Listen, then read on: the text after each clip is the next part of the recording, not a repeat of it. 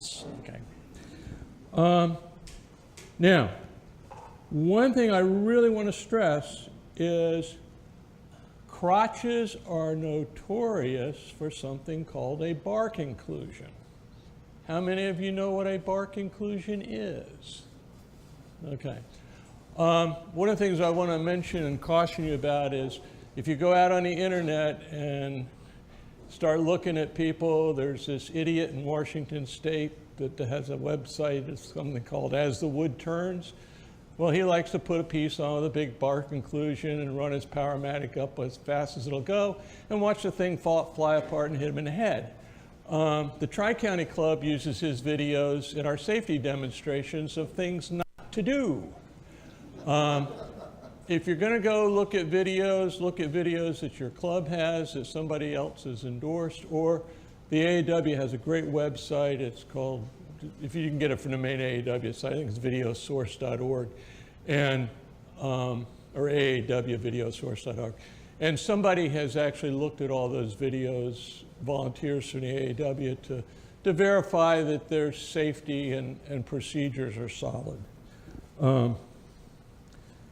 Okay, now, I really want, the main thing is if we've got some kind of stuff going on that side of the bark, that's a strong indication that there's a bark inclusion. Not always. And I'm just going to pass this one, well, not this one, this one. That's the good one. I'm going to pass this around. The reason I'm going to do that is I want you to take a look at this. Look at this side, but really look at this side. Right here where you see that little line, that's a bark inclusion. It's a little bit of wood holding it together here, and a lot of wood holding it together here, but if you put your chuck mount or your, this is going to be the center of the ball, this is what you're going to have to hold on a lathe with. Well, as soon as you cut through here, there's nothing but air holding it together. So if you don't learn anything else tonight, is just be mindful of bark inclusions. You see them a lot in burls. So just, it looks like solid wood, but as soon as you cut through the little bit that's holding it together, the whole thing can fly apart. So just be aware of that.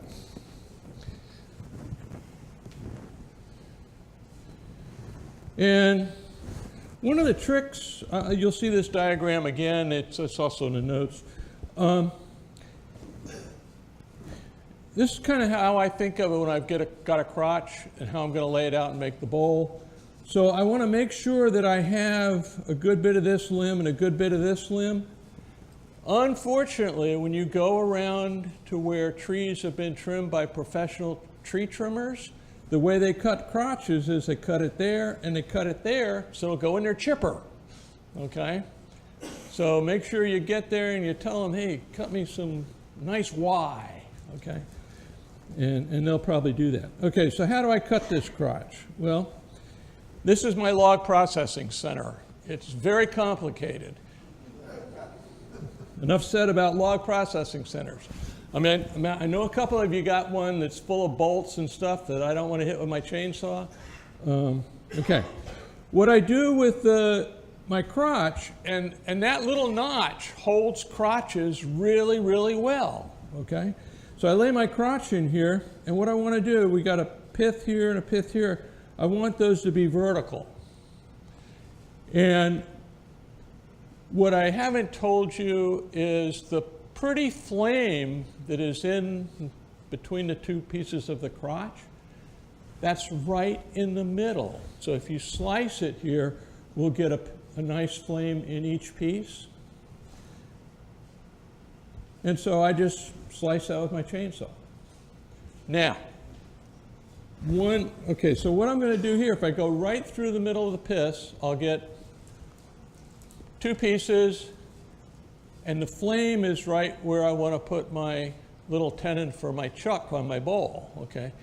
So you have an option of cutting about 1 inch to the left or right, one side.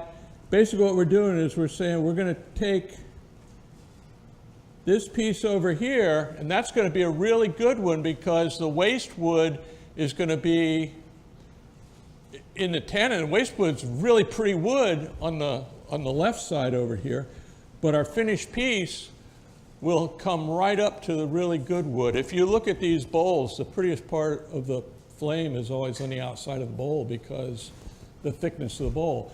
And the flame is usually pretty thin. I mean, sometimes it's only a 1/2 inch thick, sometimes it's 3/4 of an inch thick. I've seen box elder where it was still showing on a slab 4 inches thick. So if it's a really big tree, you might have a really thick flame, but in most cases, the flame is, 1 inch or so. So you got a 1/2 inch or 3/4 of an inch of flame in your blank when we cut through the center. Now the way I want to lay it out is right here, I want to have 1 inch or so of space here, and that will guarantee that I have a little bit of that heart shape, okay? So you can play with that. So that's kind of how I lay it out, and I have a trick for doing that. What I do is I have right here, you can probably see there's a small hardboard disc that's going to be, and it's down here. Here's a line that goes through the center. And what I want to do is find that center point. So I'm looking here where that little disc shows. And then to get the center, my shop is full of these little squares. I just stand them on their end, get them kind of perpendicular, and just measure across, and if it's 12 inches, that's the center. And I mark that with a scratch awl. Then I drill a hole, 1.25 inch hole with a Forstner bit. I stick my scratch awl in the lead point of the Forstner bit to pin my hardboard disc for whatever diameter. I have these of all different diameters. And then I just followed on the bandsaw to cut these ends off. So we kind of start with a round blank. Now, there's, just a traditional natural edge bowl is everybody should turn tons of these. They're just fun to do, and everybody loves them. They make great gifts, easy to sell.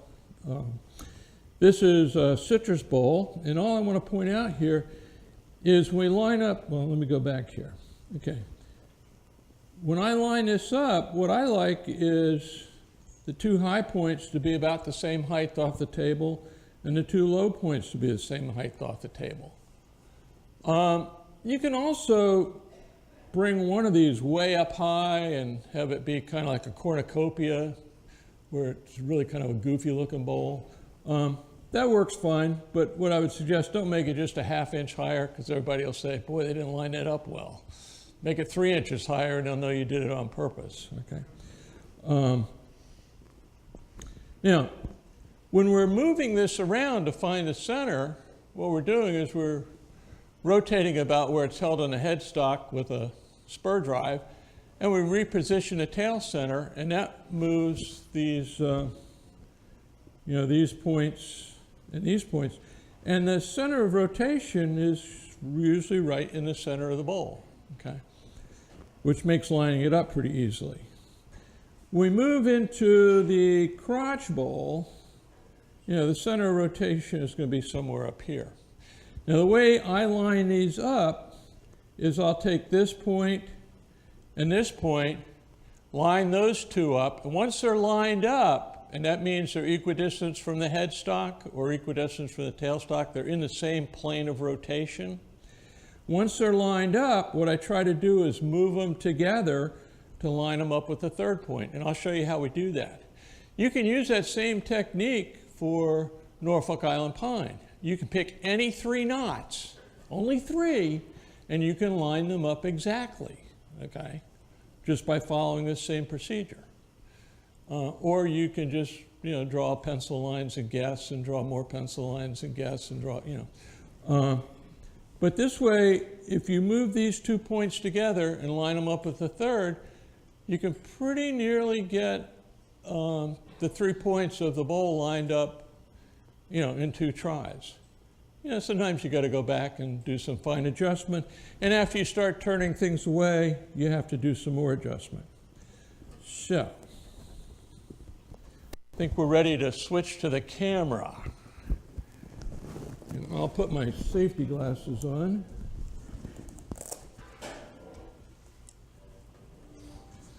Oh, and I should mention, although I am so clear and concise in my explanations, feel free to ask questions if the need arises.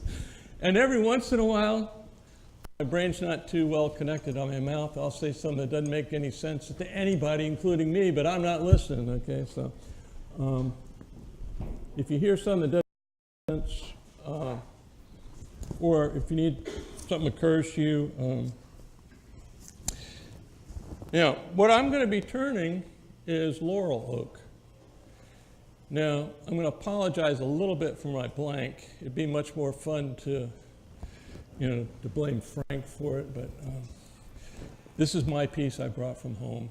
It's a little bit too dried out, okay? And what's going to happen, it's going to make a nice bowl, but because it was sitting outside for a while before I decided to try and save it, little insects have been working underneath the bark, most likely. I turned another piece of this same tree day before yesterday, and as soon as I got it round, the whole bark just lifted off its one piece. And I meant to bring it because it really looked good. It's like a bowl with a hole in it.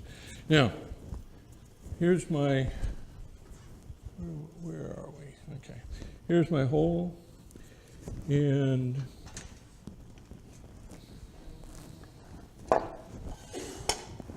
what I'm going to be doing is I'm going to be driving it with a spur center, and I'm going to be using a cup center without a point. And that'll allow me to move it, reposition it. If I have a point, the point on the one-way center here is about 1/4 of an inch if you get way down in there. But if I try to move that center 1/8 of an inch, it's just going to go right back in that same hole and push it. But if you have just the cup, you can pretty much move it wherever you want to. So,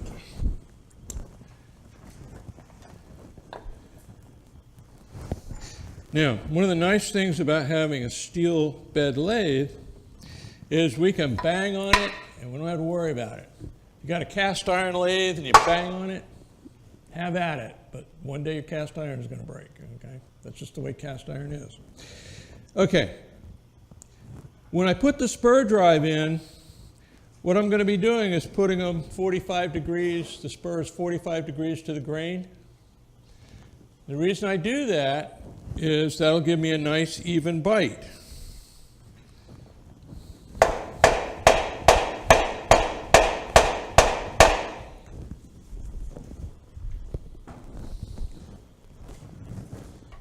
If I put the spurs, 2 of them in line with the grain, those are going to drive in real easy and the other 2 won't. The spur is going to want to wobble back and forth.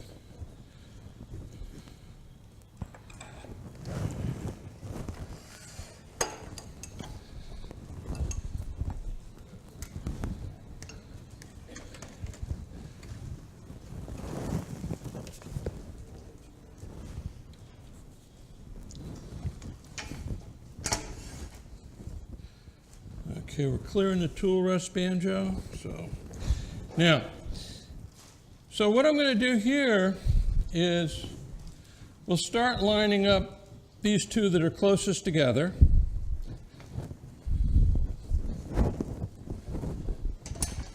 And the way I'm going to do that is just put my thumb right on the edge of the wood between the bark and the wood. Okay, so we're off about a 1/2 inch. So what I want to do now is get these 2 points so they're above each other in the vertical plane. And then move this one this way. And then we'll just check it. Look, need to move it just a little bit more.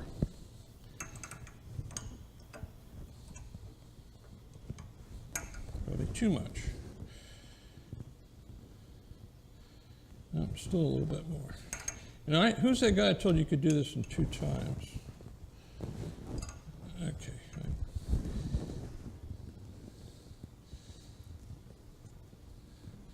That one's way off. Okay, so now we'll get these 2 about lined up. Make sure we move it the right way.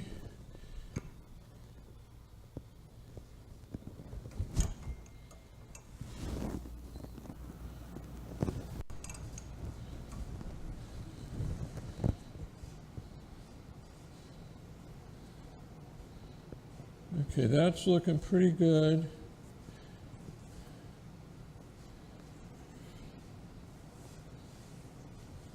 This one still needs to come this way a little bit, so what I'll try and do is line those 2 up there. And now, let's see. Okay, we're pretty good.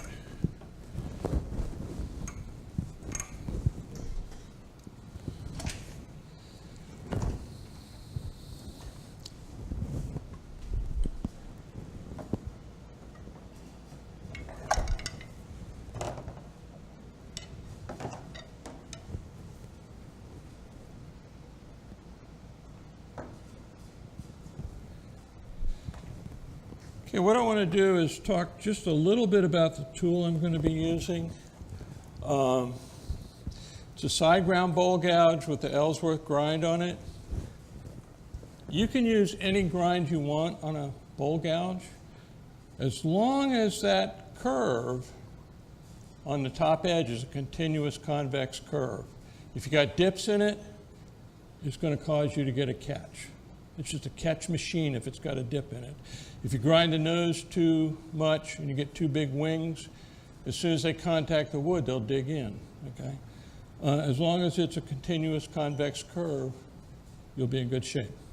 So I use a jig to grind these, and I've got 5 of these gouges. I'm probably going to use 4, just because I'll need to sharpen at least 4 times with this wood. Okay, so instead of running to the sharpener, I'll just grab another gouge, and I'll be using a left side and right side, so I might use one that's got a dull left side but a sharp right side. One other thing, 2 other couple things we can do to this gouge is, if I'm going to do on the inside of a bowl, this is the one I use for that a lot. I've just ground off the heel.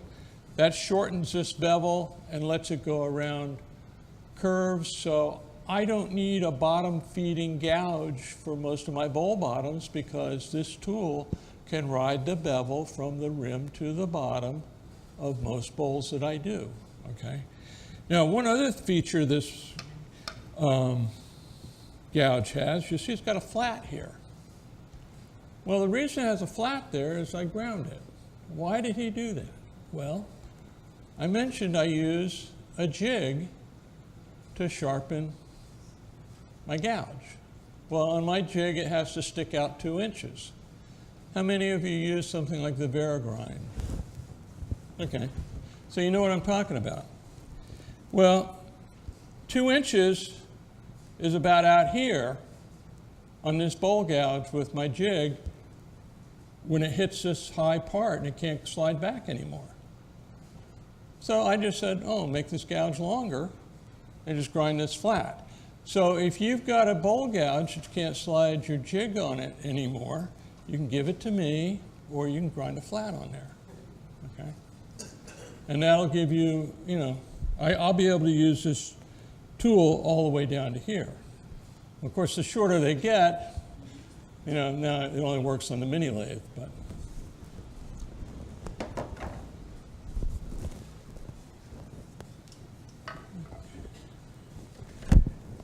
Okay, so you're still able to hear me, that's good. Okay, I'm gonna check speed here.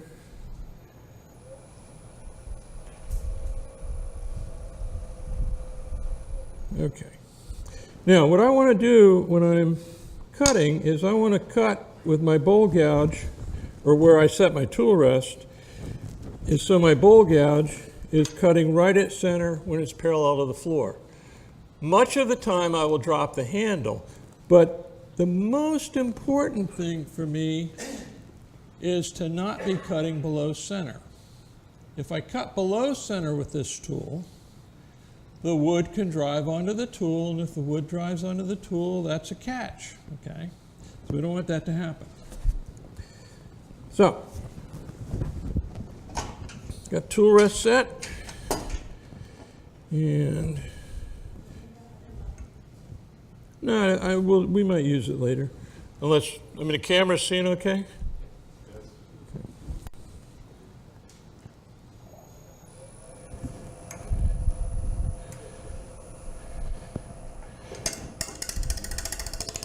Now, what I'm doing here is I've got my right arm almost straight, tool handle's right at the top of my thigh, and all I'm doing is rotating my hips. Anybody ever bounce a lot when they rough? Did you see the tool bounce? No. Okay. Now, what that does, I mean, that's just, I'm impressed. That's a super smooth cut. Okay. What that does is that just rides that bevel in a little arc. Okay. Now, we're cutting an arc, so we don't want to do that arc too much, but in the early roughing,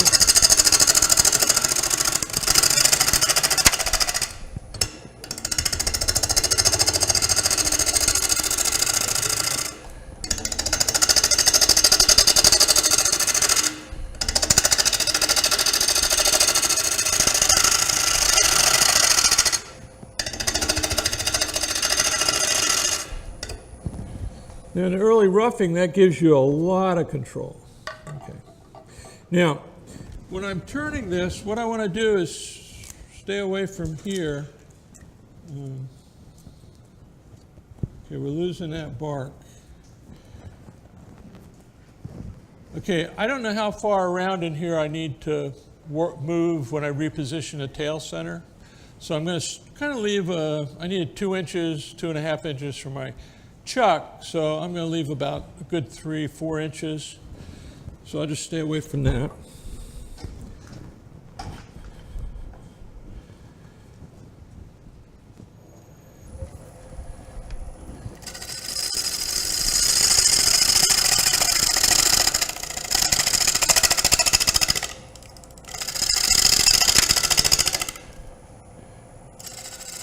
Now what I'm doing is something called a bevel riding push cut.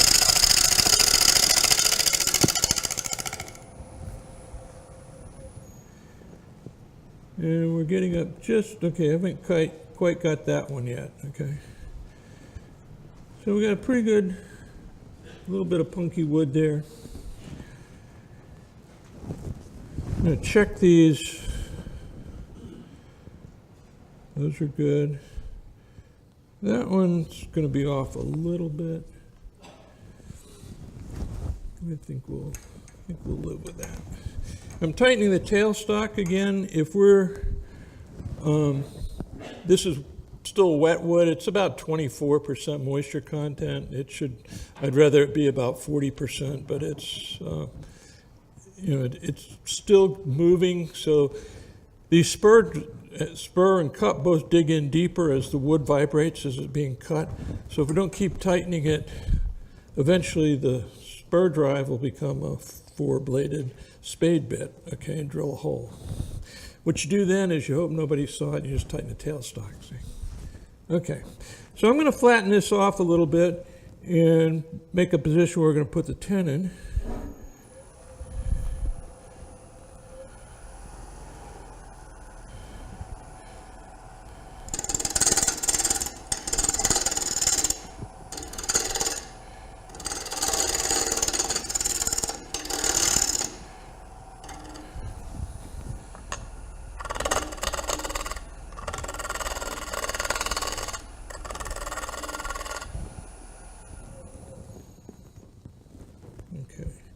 So we'll go ahead and position the tenon.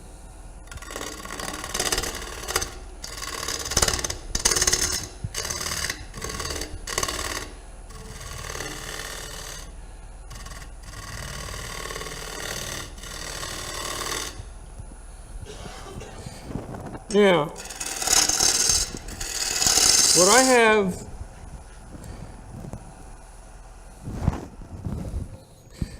okay,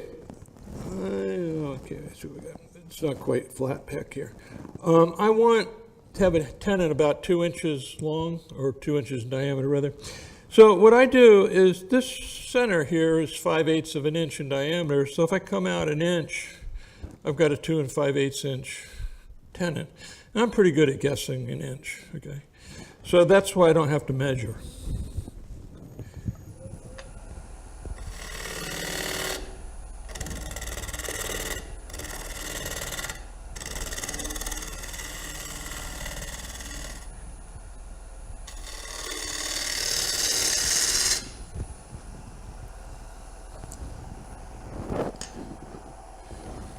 I might turn this light on for just a second here.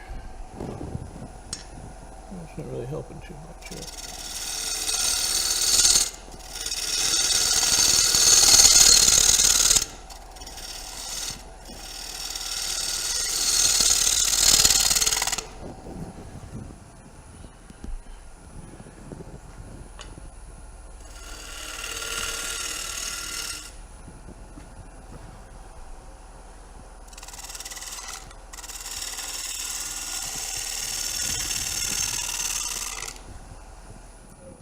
Now, what I wanted to show you here while we can is the cut that I've been making, okay, this bevel riding push cut. This bevel right here is floating along the wood where I just cut. When I want to make that cut, I put the bevel in the wood, it's not cutting, okay? I just rotate the handle until it starts to cut. Okay, so you see those little cuts coming off? This is your 1.5 RPM cut. But that's all we're doing with this tool. It's not cutting, bring the handle up, it starts to cut. We tend to do those all in one motion, so you don't really see it happening. Now,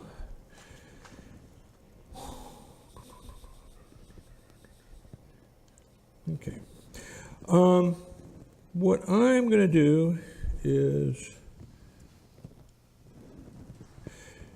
shape the outside of this bowl with something called a pull cut. And the way that works is we have this long bevel against the wood. We roll the tool over and it starts to cut. Now the reason for doing the pull cut is right here. You can see how much I've torn the bark. The pull cut tends to cut that bark cleanly. We may have already used up a bit too much of the bark there. But what I have is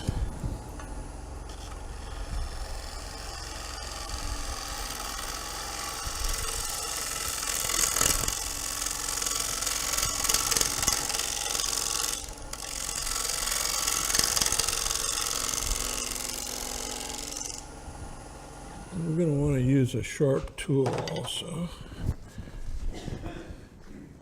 Okay, we're getting up there to that corner. Now I can also push the pull cut. The pull cut isn't determined by where you stand.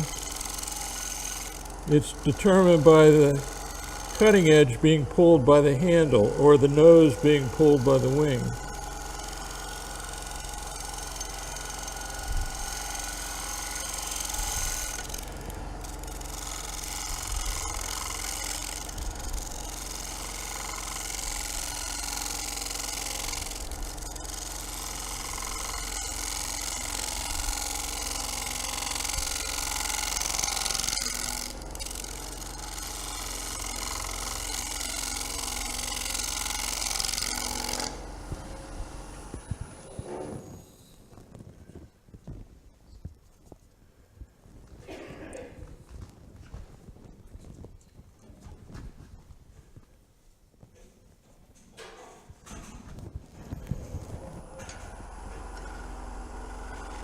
Now when I do this cut, the handle is right against the top of my thigh.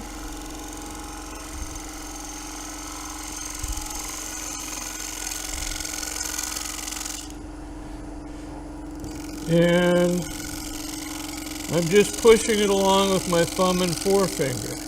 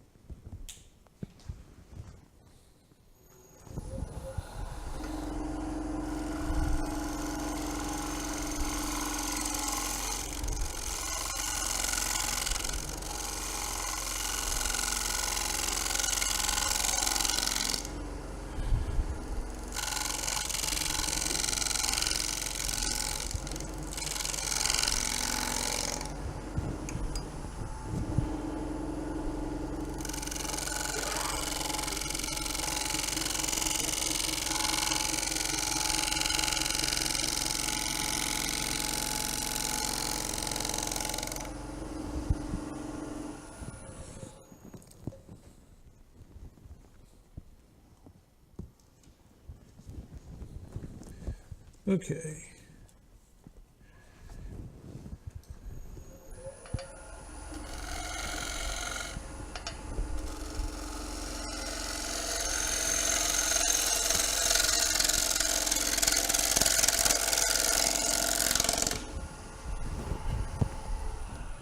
Now, I'm going to cut a tenon. I'm using a dovetail jaw, and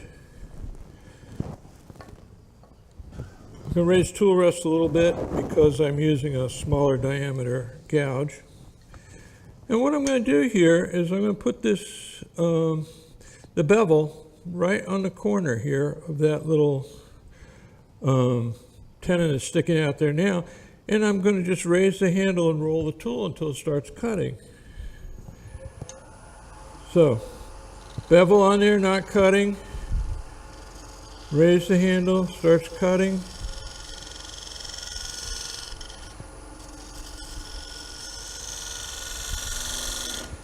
Now we're getting a little dovetail.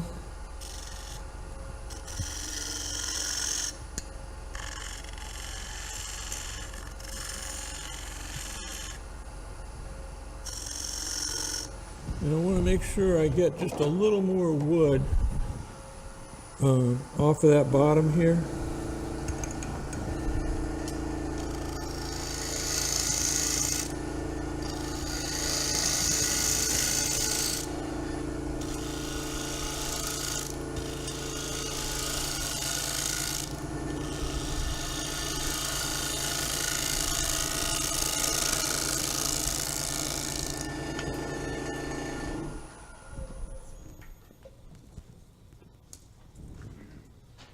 Oh, I have this cute little timer, and it really works good if you start it when you start the demo. Sure, I just picked it up because I still have 90 minutes left.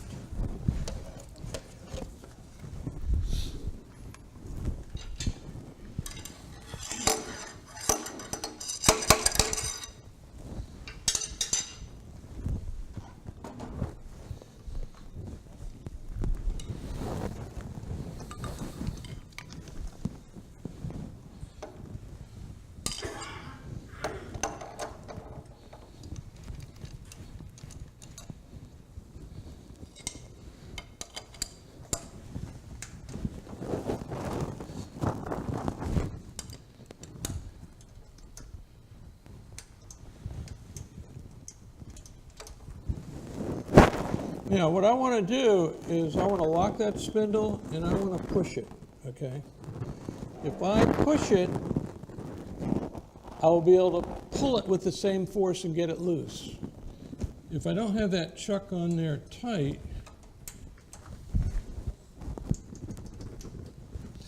and the lathe tightens it up, I could be here weeks before I get it off.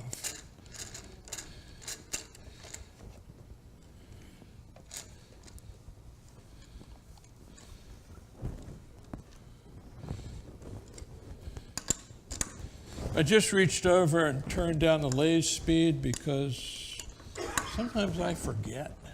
Okay, so whenever you think of it, do it.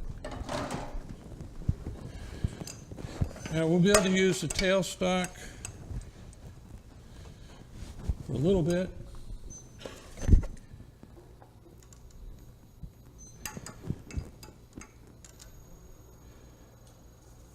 Yeah, it's running pretty true. Now, what I'm going to do is hollow out some of the interior of this bowl, and I'm going to leave the walls about 1 inch thick. Now and then I'm going to come back and turn as much of the outside as I can.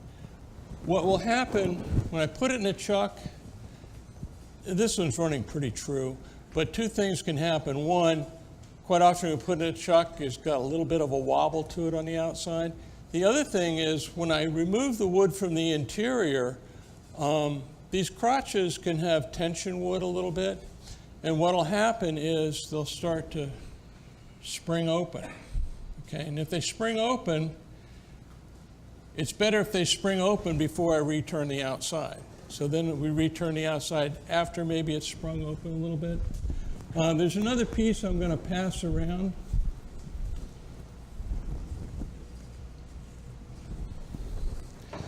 This is a Florida rosewood bowl.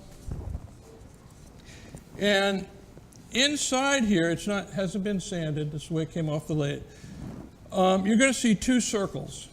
They're pretty obvious. Okay. The first circle, if you look at the rim, you'll see it's getting thinner. Well, there's no way to make it go back to thick with the gouge. You're just going to make it thinner. So I stopped and continued cutting. But we also have another phenomena that's going on, is this part of the bowl is actually moving.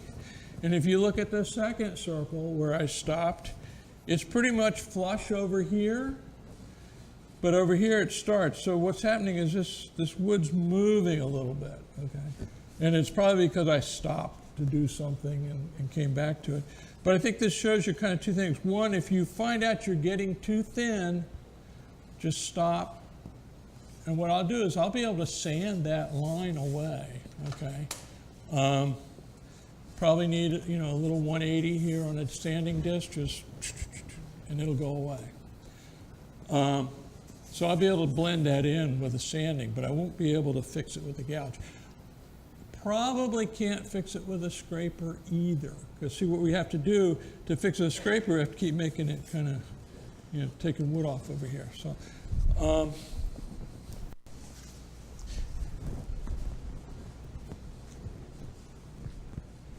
Okay, shoe.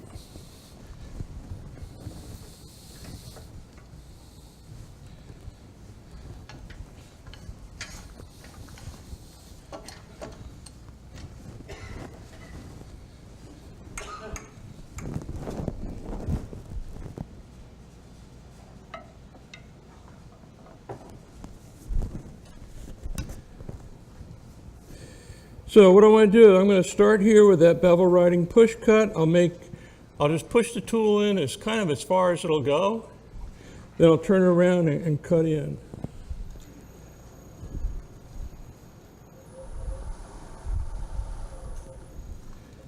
And at least 3 of you remembered that I raised the tool rust before. Okay. And nobody said anything.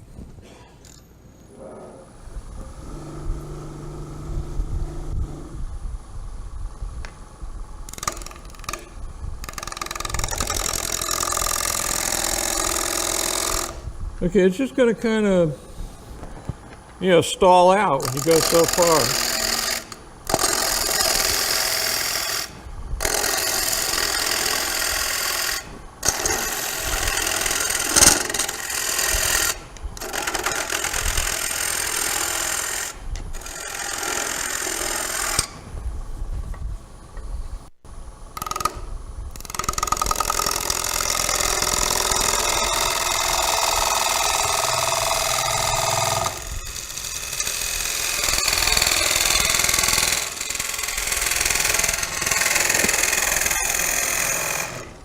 This is kind of a little favorite trick I have. If I'm cutting in here and the cut's getting too much wood, I just pulled it back, took a shallower cut.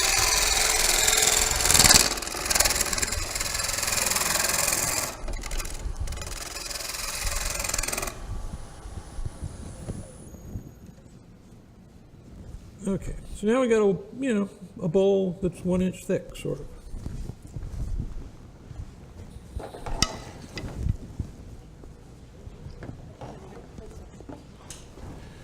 Okay, sharp tool.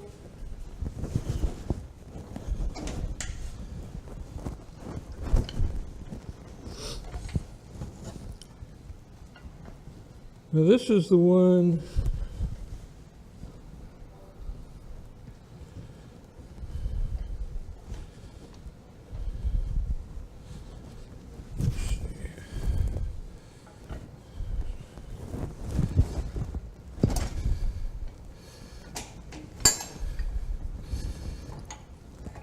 Gotta make sure we get all the handles out of the way here.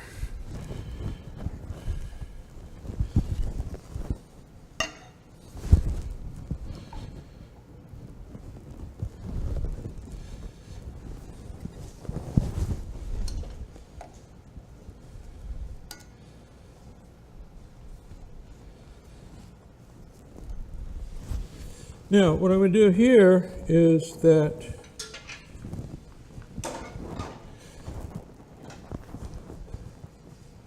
we do that pull cut.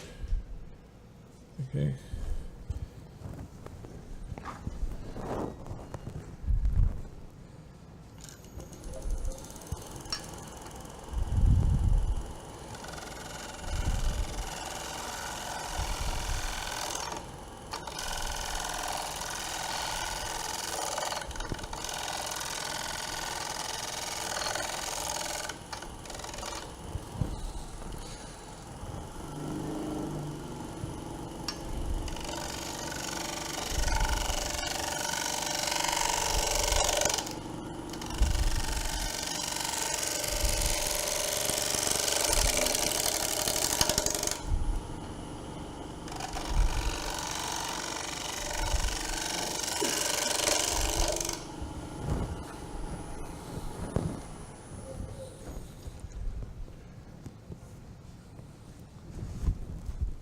Okay, so we've got that part, and I'm going to do just a little bit of a shear scrape back here. What I'm doing is I've got the lower wing in contact with the wood. The upper wing almost touches it.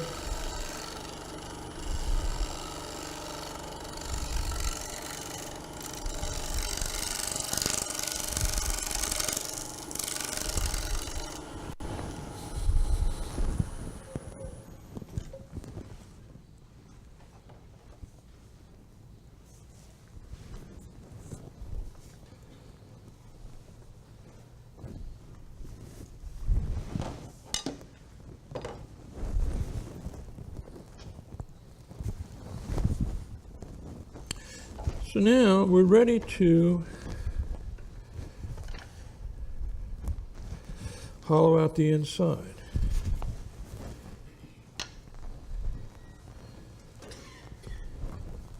Now with these bowls, whenever you move the tool rests, make sure they go around 3 or 4 times before you turn the lathe, because they can hit the banjo, they can hit this part of the banjo, they can hit the underside of the tool rest, the top, I mean, there's lots of places they can hit, and you don't always see them. The other thing that happens, it's pretty thick now, so it's not going to happen, but if it were really thin, when you turn on the lathe, you might hear a tick, tick, tick, just turn it right off. What's happening is the bowl is flexing a little bit and hitting the tool rest, and just back to lower. But be prepared for that.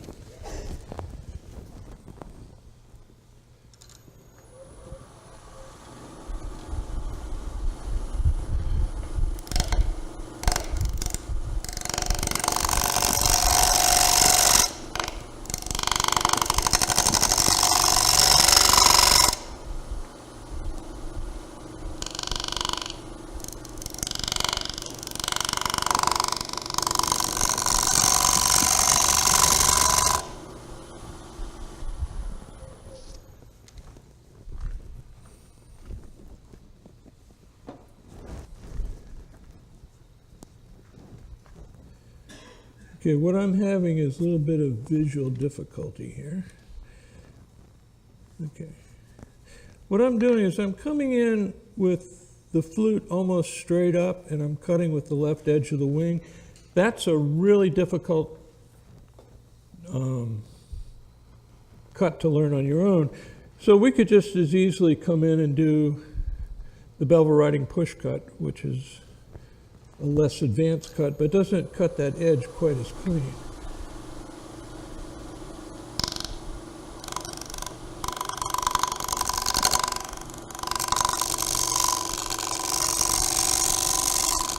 Now what I can do when I'm looking straight down is I can see the outside wall and my tool and know where we're cutting.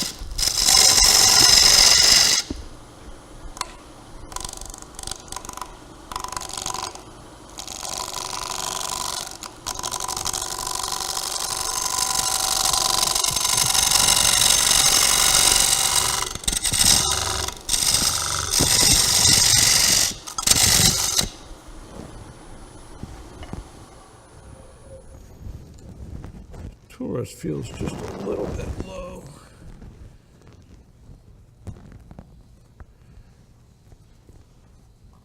Okay, so I'm looking at this wall. It's pretty even.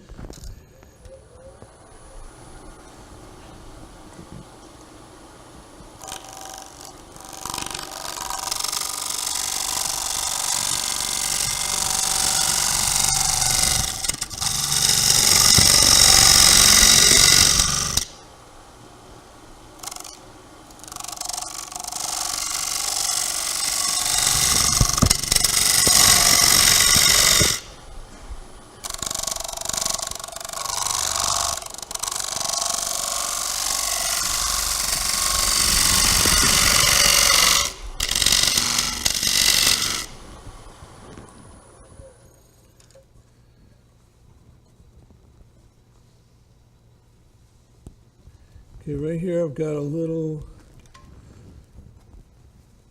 line that I can feel, but I can't quite see. And I can see it now.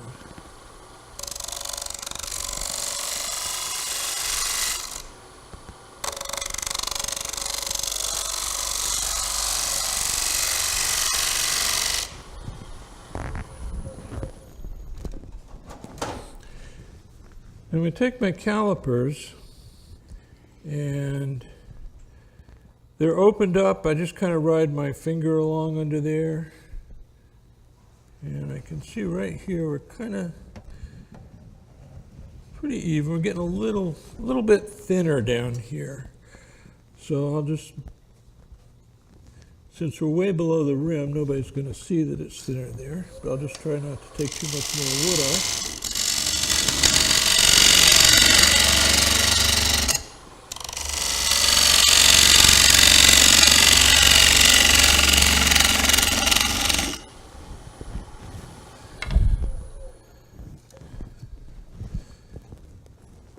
Now we're getting thicker.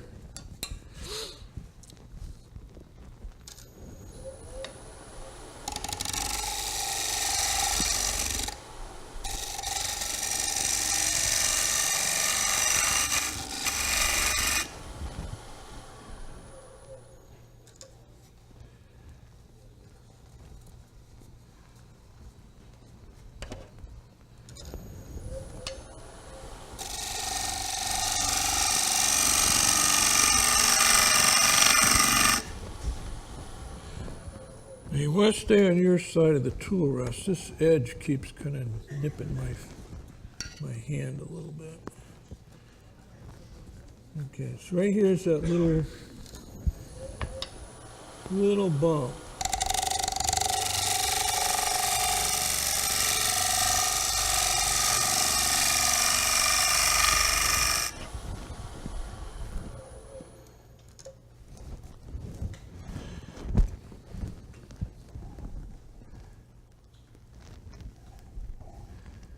Okay, so we're done with the tailstock. Just going to take Make sure that chuck is snugged up.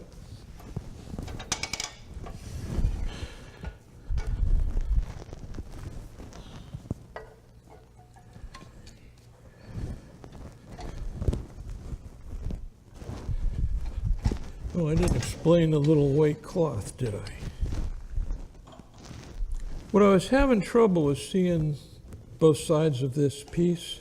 So by putting this white cloth there, it gave me a really nice background to see the edge of this bowl when it was turning. So if you're having, trouble seeing the outline of a shape, if you've got a big piece of poster board or just about anything white seems to work best, but just stick that behind there. Piece of sheet rock, whatever, some of that big white plastic stuff. Okay, so.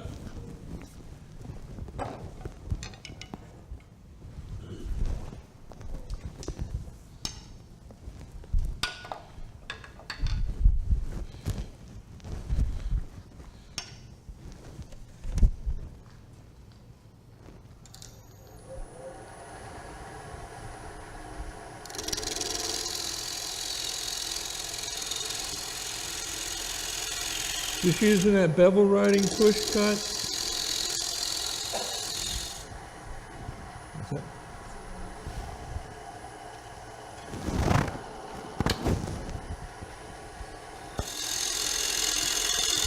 Frank told me not to let that light block the picture, so he didn't tell me well enough.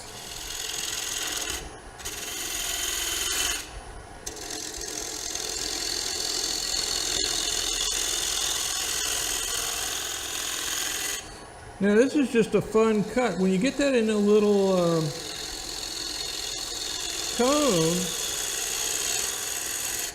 you just put the cone in the flute, pull the gouge up a little bit, and just cut right down.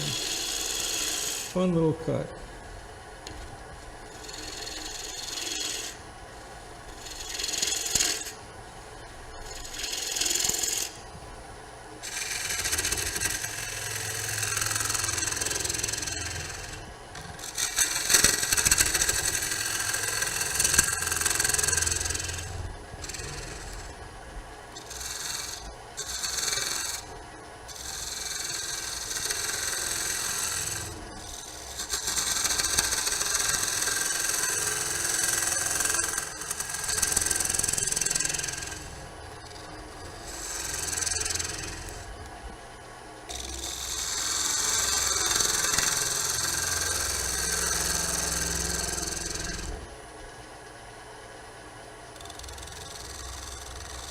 I'm taking light cuts because I'm a long ways over the tool rest.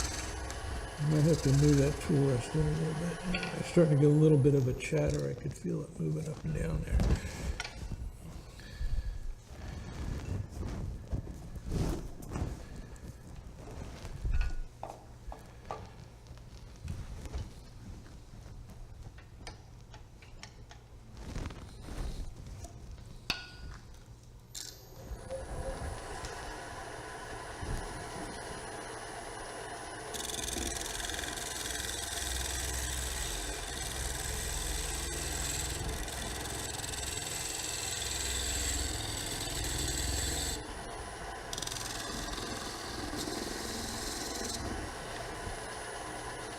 You see we're starting to get real small shavings. That's because we're making nice finish cuts.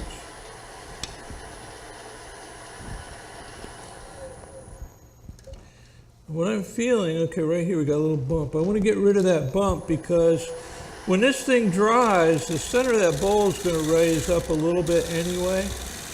And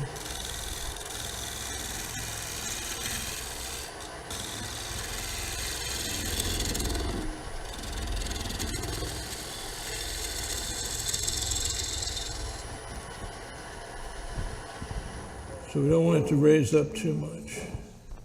Okay.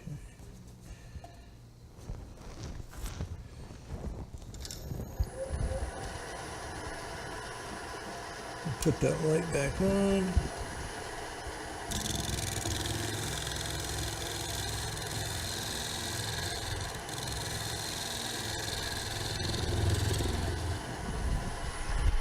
need a tool that's a little bit sharper.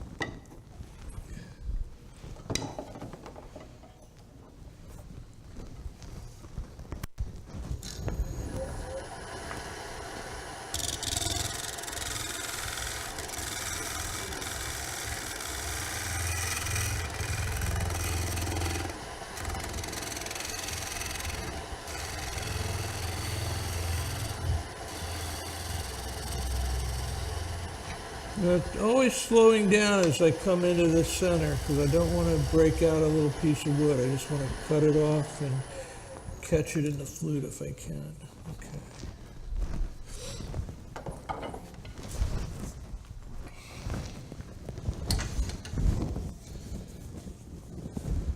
I'm getting a little, that just isn't quite right in there. I'm kind of missing it with the gouge. So what I'm going to do is use a scraper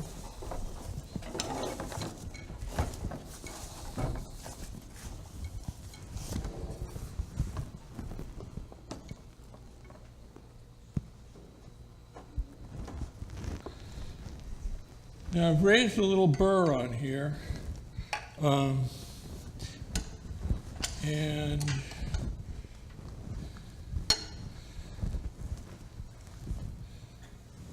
I'm going to raise the tool rest just a little bit. I want to use this tool aimed down just a little bit. Let's see. Slow it down too. Now, what I'm doing, I'm just going to work it back and forth a little bit.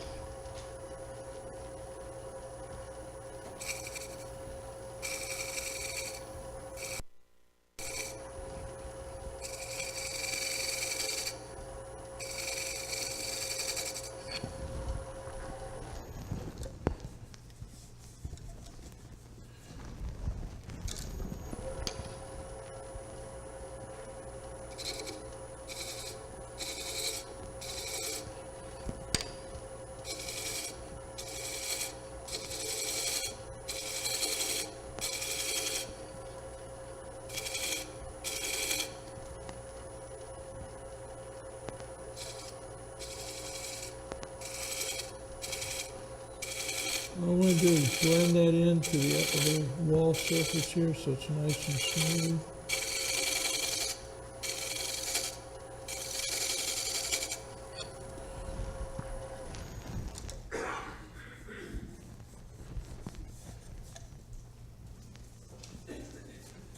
Okay.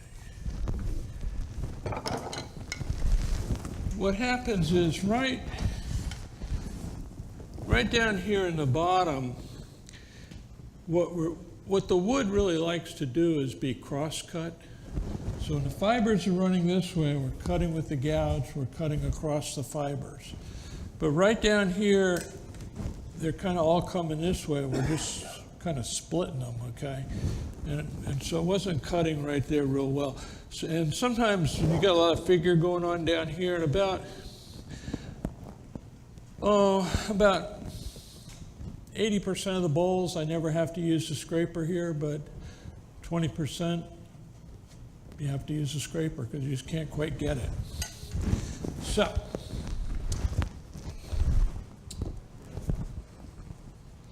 And I'm going to drink a cup of coffee.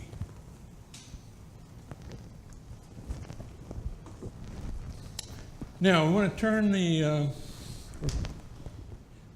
fix up the bottom here.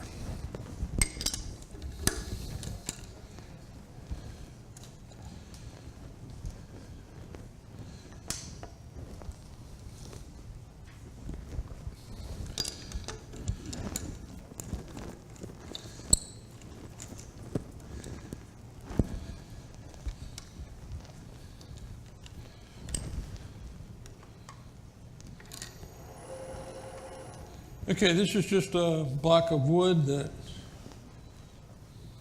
I've been using probably 20 years. It's still working. It's just scooped out a little bit in the middle, so we got a nice rounded edge here. And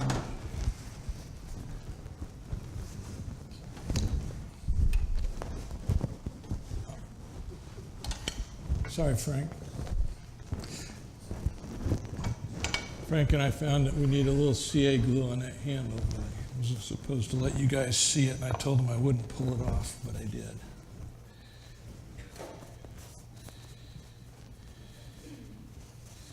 Okay, when we are going to mount wood to wood, you need something to protect it. And what we're protecting it from is if this were to spin on this wood, what it's going to do is like the Boy Scouts when they rode two sticks together. It's going to burn a ring. And I'm pretty sure there's no amount of sanding that's ever going to get it out, okay? Any kind of a pad that's not going to leave a mark is good. Piece of leather, piece of naugahyde, little piece of foam. What you want is something that's pretty stiff, and actually paper towel is one of the...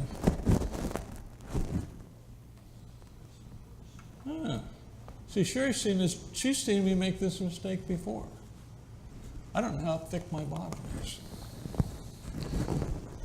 So,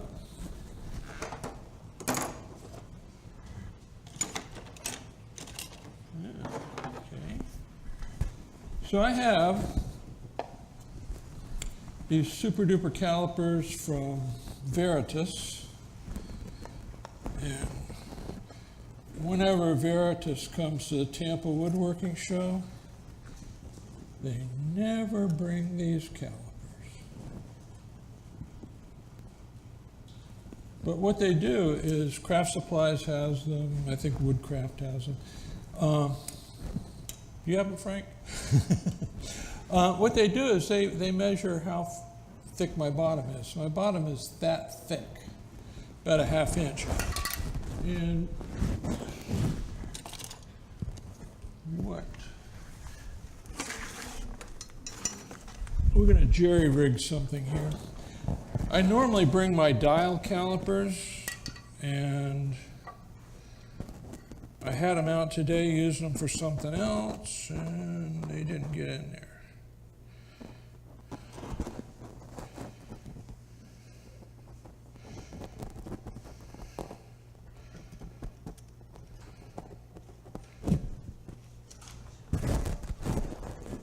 Do you have calipers in here?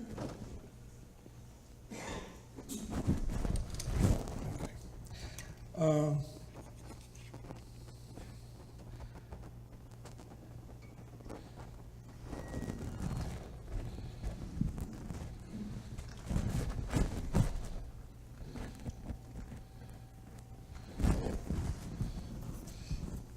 Since these don't lock, I'm just going to tape them together. It's kind of a Polk County redneck special. Okay, so if these haven't changed, yeah, they work real well. Okay, so I've got what this little rod is. That's the thickness of my bottom from the top of my tenon here.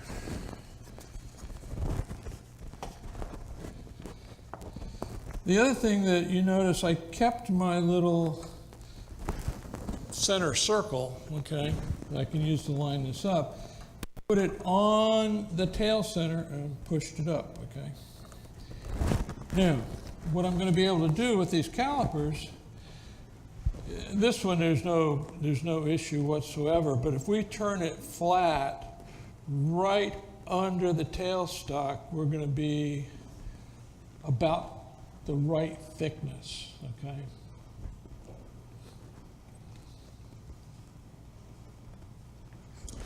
If you use this procedure, it's impossible to go through the bottom of a bowl without knowing you are about to do so, okay? Because you've always got this little device that shows you where air is, okay? So right now, we've got about a 1/4 inch.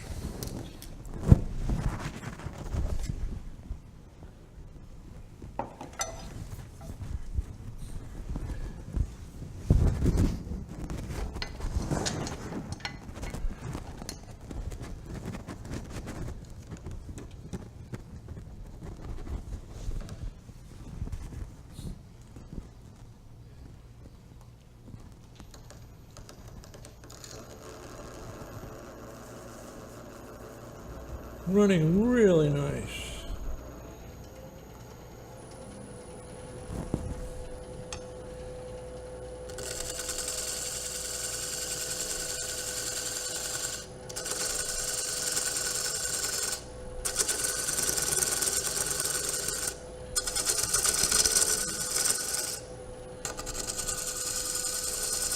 Now these bowls have a nice feature. I guess I should talk for a minute here. We can do a couple different things on the bottoms of these bowls. We could make I could have made a little foot there if I wanted to, make something about, my friend Joe Dickey says if it's an art piece, the foot shouldn't be any bigger than a 1/4. So we could turn it down to a 1/4 or 50 cents piece size, make a nice little foot that's raised up, give it a little elevation. But with these bowls, and almost all my natural edge bowls and hollow forms now, I'm doing round bottoms on because they're, certainly they go with traditional Native American pottery. Most of those, they either had round bottoms or pointy bottoms. The pointy bottoms stuck in the sand so they'd remain erect, and round bottoms just sit anywhere. And if I ever had any doubt that round bottoms work, we had a couple pieces in a gallery and somebody taking pictures backed into the pedestal my pieces were on. The piece with the round bottom just kind of rocked back and forth and stayed there. The one with the little foot fell over and bounced onto the floor. Fortunately, it was carpeted and everything. Everybody went home happy. But what I'm going to do, this is actually going to be kind of a flat bottom, but I'm just going to cut it. Now, what will happen with these bowls is the most amazing thing. They've sort of got this roundish, almost flattish bottom because we're showing that figure. When it dries, it's going to lift up the bottom just a little bit, almost like the wood is giving you 3 feet, okay? If you go over and look at those bowls that are finished, except for the little oak one, but the big camphor ones, you'll see at the bottom has a little recess in it. Well, it wasn't turned there. That's the way the wood warps. So this wood's going to pull up a little bit and make it very, very stable.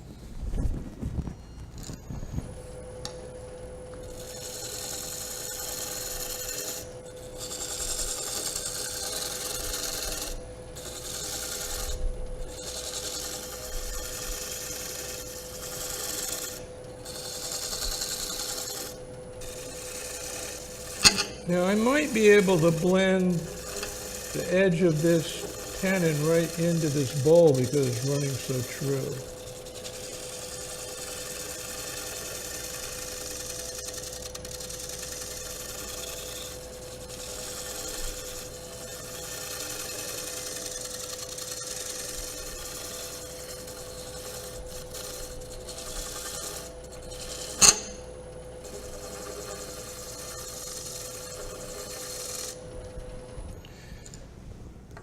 Yeah, okay, yeah. Okay, still got a 1/4 inch of wood in there. See if I-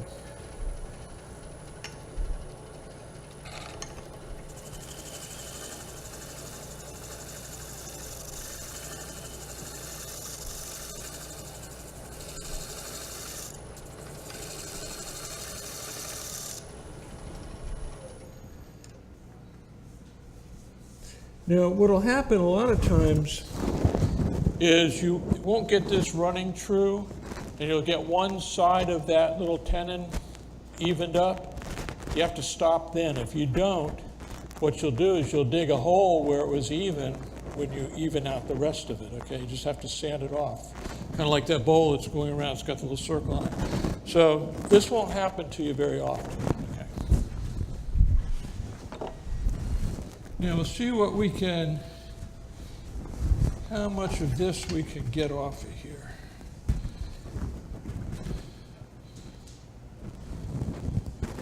Actually, what I'll do,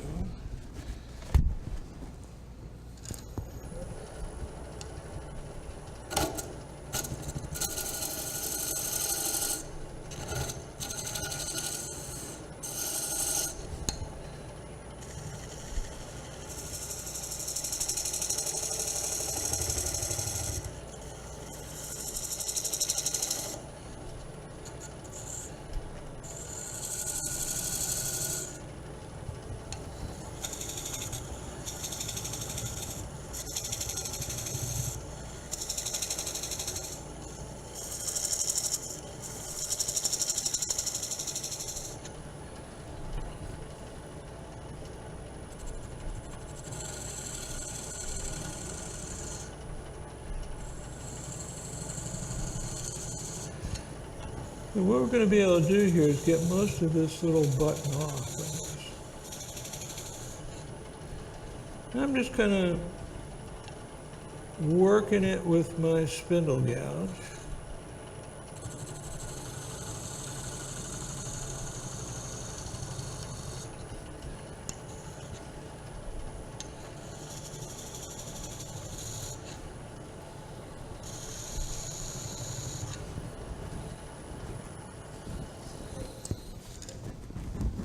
Okay, that's about as far as I can go. So what I'm going to do now is just push my gouge in. See if we can cut through there. I might not be able to do it with this tool. Don't have.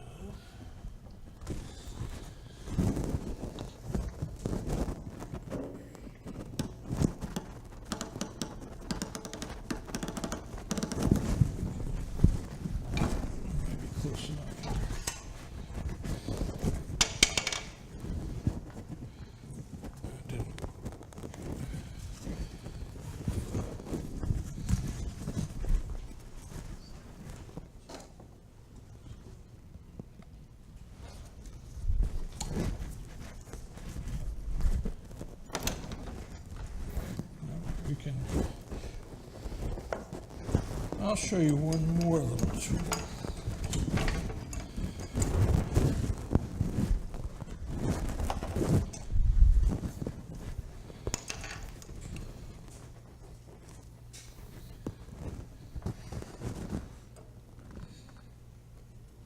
This is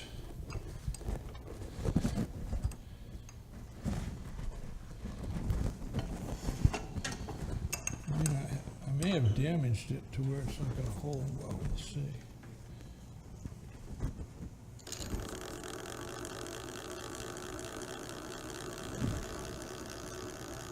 Okay, I think we'll be able to maybe cut just a little bit more off. It might just go flying.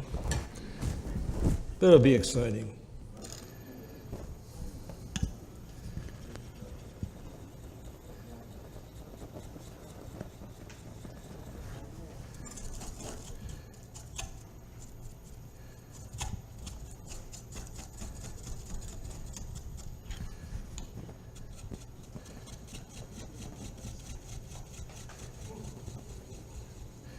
What I want to do is kind of get that turned down just a little bit.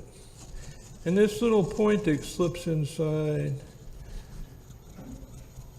the one-way center, I know Cindy Drozda sells them. And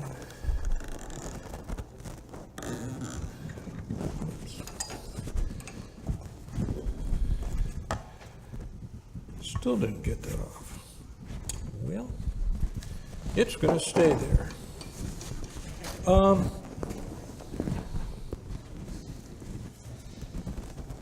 Okay, this is the bowl, and it's going to have a really pretty little figure here.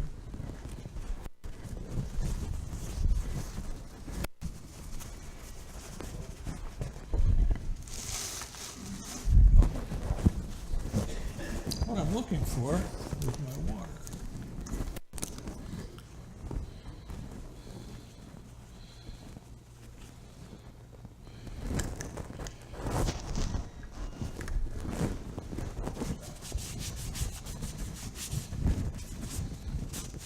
If you want to see what it's going to look like with finish on it, just put a little water on it. And that's going to be quite a handsome little piece there. And we didn't really get much of the flame figure. It didn't have much of one in it. I'm going to have to, I'll pass this around. And what you're going to see is right here along this edge, the wood is kind of beginning to get a little rotty, so the cut's not real clean right there. If we wanted to keep the bark on this piece, what I would do is take thin CA and just use gravity. And I'd feed it along here, come around here. And what I want to do is get the bark saturated with the thin CA, but not get any on the wood. If I get any on the wood, it's going to affect the finish, and you'll be able to see it. So you don't want to get any on the wood, but if you keep it on the bark, it'll wick up there, and I'd put it on the outside. What the thin CA does is two things. One, it keeps the bark attached to the wood. It also keeps the bark from shrinking. If I don't use the thin CA, or on most woods, the bark's going to shrink about another third of what the wood does. So when you go to sand it, you can't blend it in very well. If the bark is proud, which it will be if you use the thick CA, the bark's real soft. It just gets right in line real easily.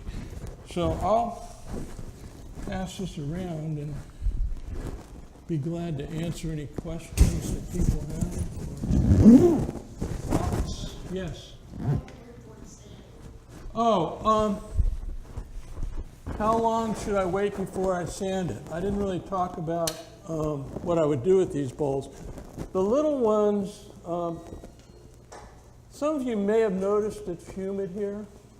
If you're in a unair-controlled shop, a small bowl like that, I can just sit out and it will dry in a couple of days. What I do with the big ones that I'm a little anxious about, I put them in I've got a big cardboard box.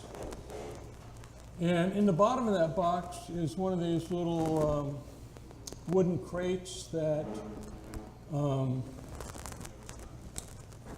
oranges come in, the little tangerines or mandarin. And that's just upside down. All that is that gets it off the bottom of the cardboard, so the bottom of the cardboard doesn't get wet and nasty. And I'll close the flaps, okay? And leave the flaps closed for one day. The next day I open one flap. The next day I open all the flaps. The next day I set it on the shelf. And it'll be dry enough to sand and finish at that point.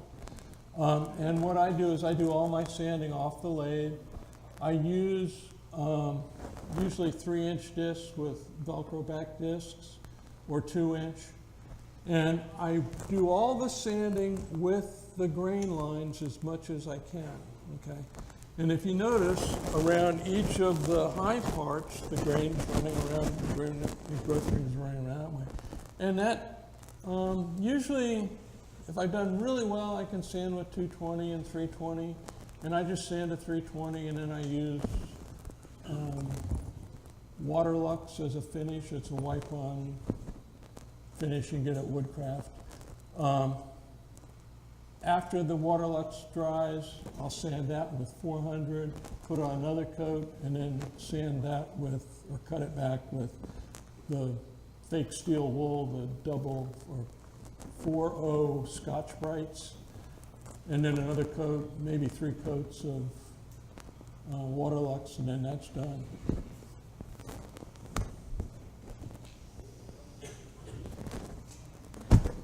Well, thank you all for having me.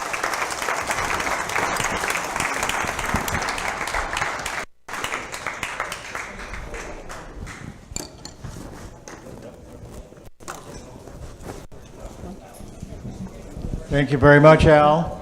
I hope all of you, when you go home and use, next time you use a spur drive, you line it up with a grain. That was a good little tip. Any last questions for anybody? For me, for Al, for Frank, before we adjourn? Thank you very much for coming, and hope to see you next Tuesday at Frank's.